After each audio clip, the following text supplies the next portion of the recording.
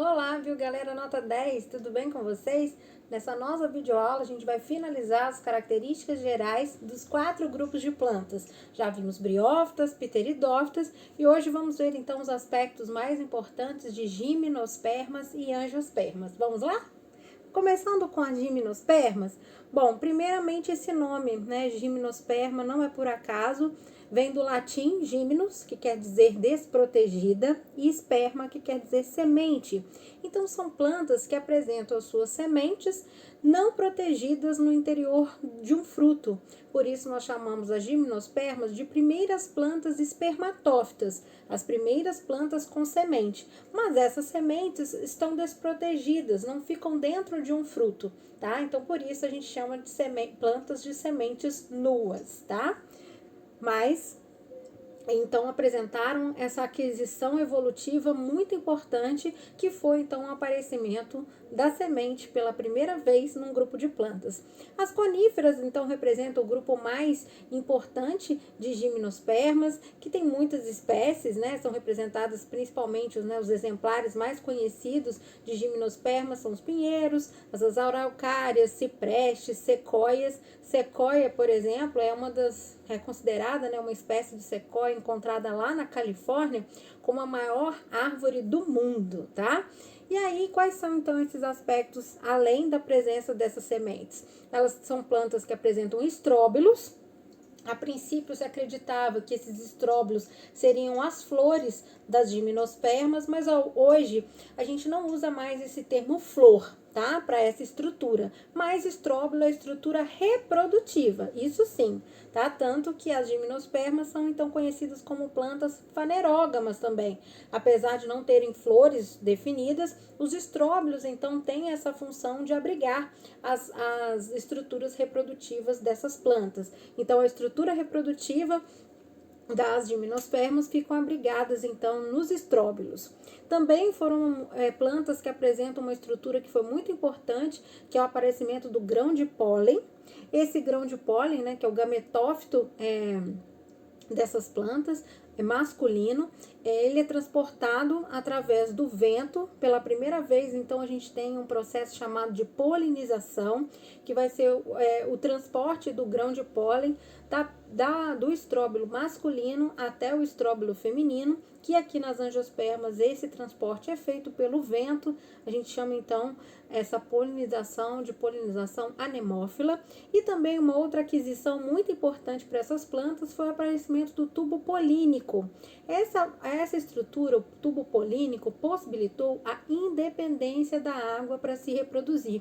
Agora, diferente de briófitos e pteridófitas, as gimnospermas não precisam mais da água para transportar o gameta.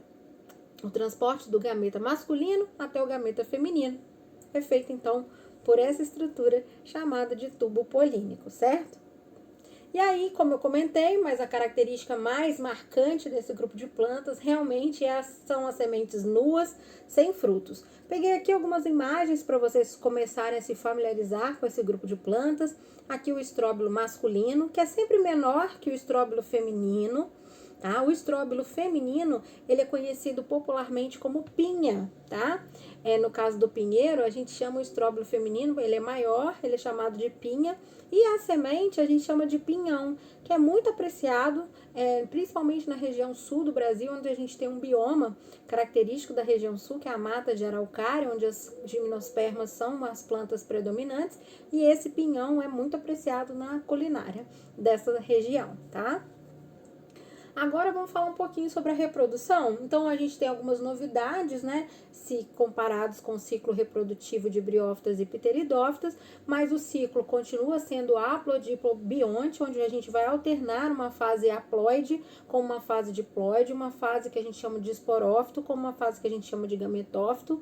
E aqui a gente vai estudar, no caso, né, o ciclo reprodutivo de uma conífera, onde o esporófito é a fase dominante, é o que a gente vê, e o gametófito, então, ele é a fase temporária, que só aparece na época da reprodução. Então, vamos começar aqui analisando pelo esporófito. Aqui a gente tem uma planta que tem os dois estróbilos na mesma planta, o estróbilo feminino e o estróbilo masculino, o cone masculino e o cone feminino. Percebam uma diferença de tamanho, por isso, tudo que a gente for nos referir à estrutura feminina, a gente vai usar o prefixo mega, e tudo que a gente for nos referir à parte masculina, a gente vai colocar o prefixo micro, e isso tudo relacionado, então, ao tamanho mesmo, tá? Então, tudo que vocês verem aqui agora nas gimnospermas com o prefixo mega, vai se referir, então, à parte feminina da reprodução. E tudo que tiver o prefixo micro, a gente vai estar relacionando a parte masculina, tá? Então, vamos imaginar aqui o cone feminino, né, e masculino.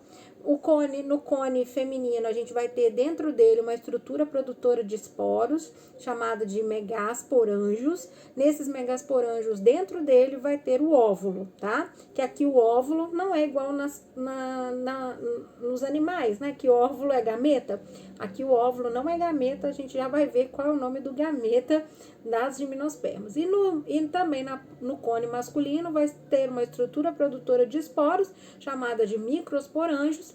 Esses microsporângios vão formar por meiose os micrósporos, e esses micrósporos, então, vão originar o grão de pólen, certo? Através do processo, isso tudo acontecendo através do processo de meiose, tá? Aí, o que vai acontecer? Um megasporângio, o megásporo, né, funcional, vai então se diferenciar, e aqui os micrósporos também vão se diferenciar. No caso do micrósporo, ele vai diferenciar no grão de pólen, que é então o gametófito masculino, imaturo ou jovem. Ele é uma estrutura, os micrósporos, quando eles se diferenciam no gametófito masculino, no grão de pólen, o grão de pólen é uma estrutura bem típica. Ele parece que tem duas asinhas, duas orelhinhas do Mickey também a gente chama. Essas duas asinhas são expansões laterais que vão facilitar o seu transporte pelo vento. Lembram que eu falei no início que o grão de pólen, quando ele é transportado do cone masculino até o cone feminino, a gente chama isso de polinização, e ela é feita pelo vento. Então, essas expansões laterais facilitam o transporte. Dentro do grão de pólen, que é então o gametófito masculino, que se formou a partir da diferenciação dos micrósporos, dos esporos masculinos, e aqui vocês percebam uma diferença de tamanho que não acontecia em briófitas e pteridófitas. Briófitas e pteridófitas, os esporos eram iguais, a gente chamava isso de plantas isosporadas. Aqui não, os esporos têm tamanhos diferentes. O masculino é menor e o feminino é maior. Então, no feminino a gente chama de megásporo e no masculino a gente chama de micrósporos. No masculino, então, esses micrósporos se transformam em grão de pólen, que é o gametófito masculino imaturo ou jovem. Dentro dele vão ter duas células. Um núcleo que a gente chama de reprodutivo, que vai dar origem ao gameta masculino, chamado de núcleo espermático, e um núcleo vegetativo, que vai dar origem ao tubo polínico. Esse tubo polínico que é o gametófito masculino maduro, ou mais adulto, vamos dizer assim, né? Então, você tem também dois nomes para o gametófito nas gimnospermas: o jovem e o adulto. O jovem é o grão de pólen e o adulto é o tubo polínico. Todos eles, dentro deles vai estar o gameta masculino, chamado de núcleo espermático, tá certo? Já na parte, então, feminina, só lembrando, a gente tem o óvulo. Dentro do óvulo, a gente tem, então, o megasporângio. Esse megasporângio, por meiose, vai formar o megásporo. E esse megásporo vai, então, dar origem ao arquegônio. Dentro do arquegônio, que é, então, o gametófito feminino, vai dar origem ao gameta feminino, que é a osfera. Tá certo? E aí, o que vai acontecer? Para o gameta masculino, que é o núcleo espermático, chegar até a oosfera, vai acontecer a formação, que a gente chama de germinação do tubo polínico. Então, o tubo polínico vai crescer em direção à oosfera e levando dentro dele o núcleo espermático. Se tudo der certo, vai acontecer a união desse núcleo espermático com a oosfera. E aí vai se formar o zigoto. Desse zigoto vai se originar esse embrião. O embrião, então, vai ficar dentro da semente. e a semente, se germinar, vai dar origem a uma nova planta e continuar o ciclo, então, das gimnospermas, certo? Algumas coisas importantes, então, que aconteceram nesse ciclo. A fecundação das gimnospermas, então, é independente da água. Em nenhum momento eu falei de água aqui, porque o papel da água é desempenhado pelo tubo polínico. Vai ser ele que vai transportar o núcleo espermático até o osfera. Mudou os nomes dos gametas, tá? No caso, mudou o nome. Em briófitas e pteridófitas, o gameta masculino era chamado de anterozoide e agora aqui ele passa a ser chamado de núcleo espermático, tá?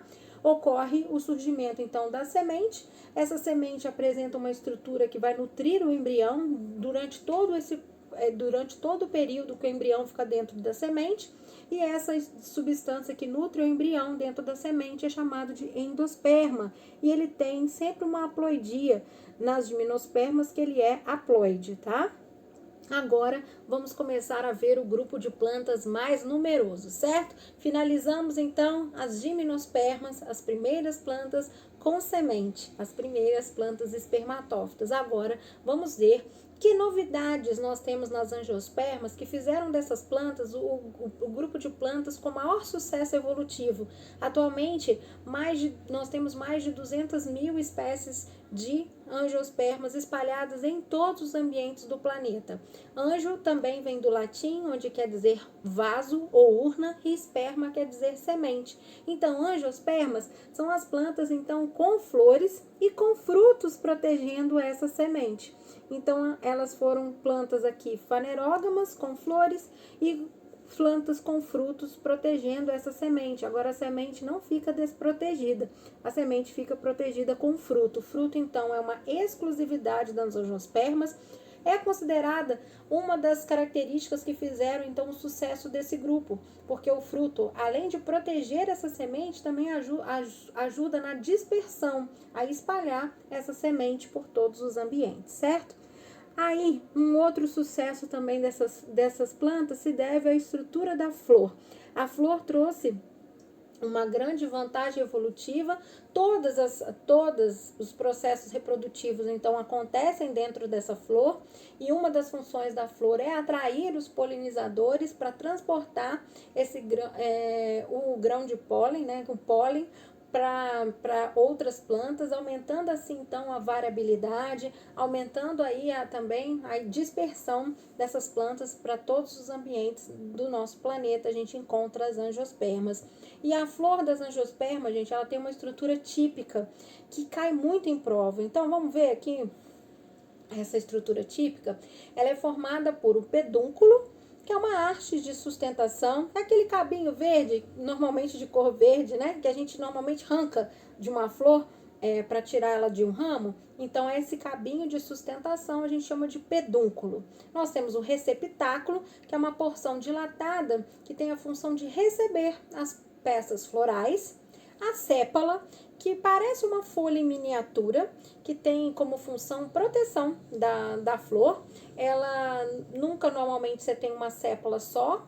Essa sépala, às vezes, ela está fundida, mas as peças, né, da sépala estão fundidas. Mas, normalmente, a gente tem mais de uma sépala nas flores, portanto, a gente chama de corola. A gente chama, de cálice, o conjunto de sépalas. Então, a gente tem pedúnculo para sustentação, receptáculo para receber as peças florais, sépalas para proteger. O conjunto de sépalas a gente chama de cálice, ok? Agora, vamos ver a estrutura que eu acho que deve ser, para a maioria de vocês, a mais famosa presente numa flor de angiospermas, que são as pétalas, né? As pétalas têm colorações, cheiros variados. A sua função é atrair os polinizadores. Por exemplo, uma planta que é polinizada a gente tem uma série de agentes polinizadores agora. Nas gimnospermas era só o vento, né? Aqui nas angiospermas a gente tem o vento também, mas a gente tem uma série de animais polinizadores, como insetos, como abelhas, borboletas. O próprio homem também é um excelente polinizador, morcegos, entre outros agentes polinizadores. Então, imagina, se uma planta é polinizada por uma abelha, ela tem que atrair essa abelha. Então, como que ela atrai? Por cor. Então, as pétalas são muito coloridas, ou elas exalam cheiro e ainda produzem néctar para atrair essa abelha, essa borboleta. Para atrair, por exemplo, uma ave como o beija-flor, a planta, então, a flor, tem que fazer, chamar, né, dar algo em troca. E essa troca pode ser, então, um cheiro agradável ou um alimento, como néctar, por exemplo. Já no caso de uma planta que é polinizada por morcego, a cor da pétala não é muito característica, porque morcego é um animal, né, um mamífero de hábito noturno. Aí o que uma pétala faz? Exala cheiro. Aí sim, plantas que são polinizadas por morcegos exala um cheiro bastante característico, mas não é muito colorida, tá certo?